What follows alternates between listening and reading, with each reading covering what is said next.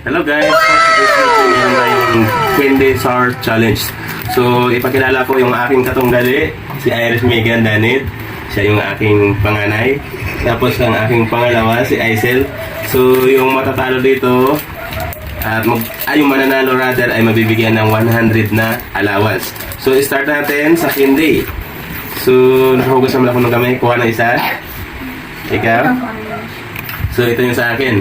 Okay, then, let's go. Let's start, Sobo. Si Megan. Yung unang magsusubo Sabay muna silang dalawa.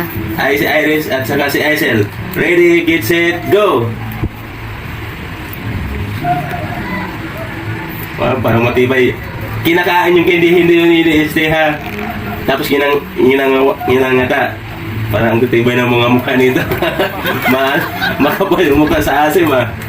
So, parang ako ata yung matatalo nito ha. Titingnan natin. Ang tibay ng ano. Shoutout sa mga followers ko dyan. So parang yung host yata yung matatalo ah. Labas nila pagtapos na. Naku, matatapos ata kami bukas. Ito talaga yung sakit. So kailangan natin tagdalawahin sila. Kaya nila yung isa, gawin nilang tagdalawa. So ito. Tagdalawa ko ha. Lemon! In 3, 2, 1. Sobo. Kagat. Tapos yung, ano. Ang kapataga ng mga mukha dito ah. Ayaw ano ah. Masiyon ah. Grabe naman to. Parang just apat yung hindi na to ah. Nakalagay pa naman dito asim pero hindi epektibo yung asim ah. So, titingnan natin. Paano natin maasim to?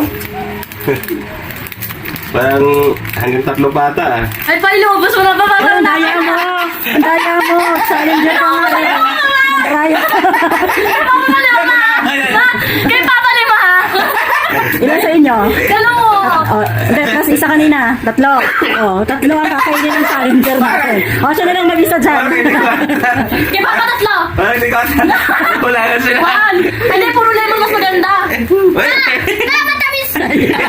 Ayan ka.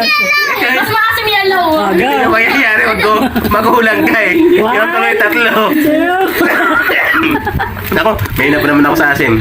Go! Anak ka ng Anak ka ng pool.